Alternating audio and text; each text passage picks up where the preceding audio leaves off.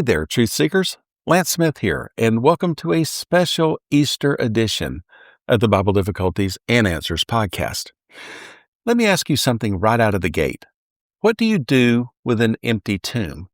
Because if we're being honest, that's where everything changes.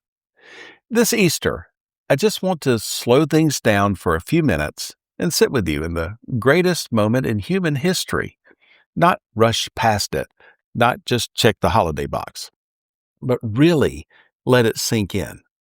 You know the scene: the stone rolled away, the tomb empty, the women running with news that sounded way too good to be true.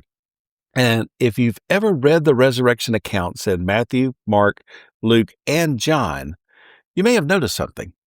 They don't read exactly the same. Different details, different people at the tomb, different moments of discovery.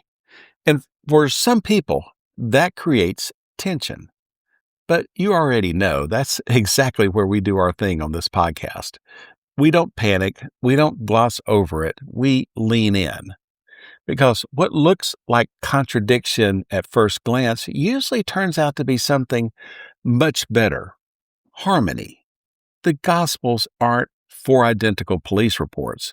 They're four eyewitness perspectives from people whose lives were completely turned upside down in the best possible way by what they saw. One account highlights one angel. Another mentions two. One zooms in on Mary Magdalene.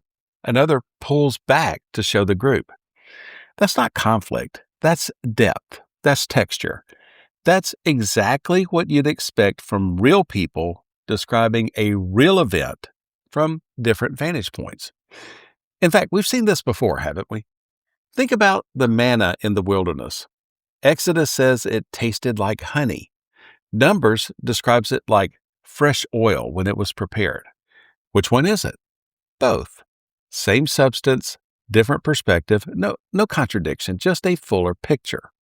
And the resurrection works the same way. It's not fragile. It doesn't fall apart under scrutiny.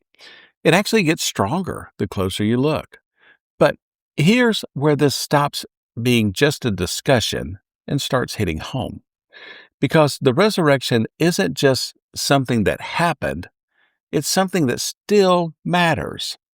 And I'll tell you, as a husband, as a father, as a grandfather, this is what grips me every single Easter. The same power that rolled the stone away is still at work today. Let that sink in. The grave couldn't hold Jesus.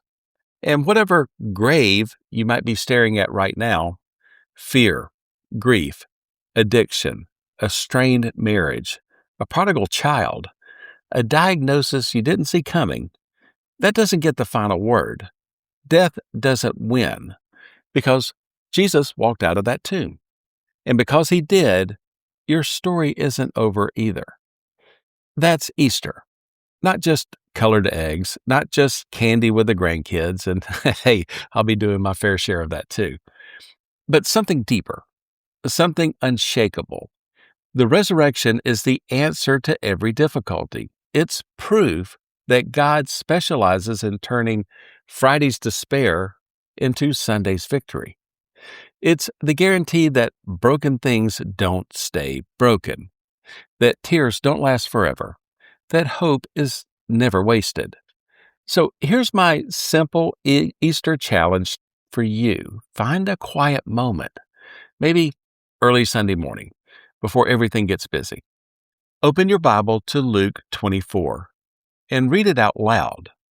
Listen to the confusion. Feel the tension. Watch it turn into unstoppable joy. And then ask the risen Jesus to do the same thing in your heart. He is risen. He is risen indeed. Friends, thank you for walking this faith adventure with me. If this encouraged you, share it with someone who needs hope right now.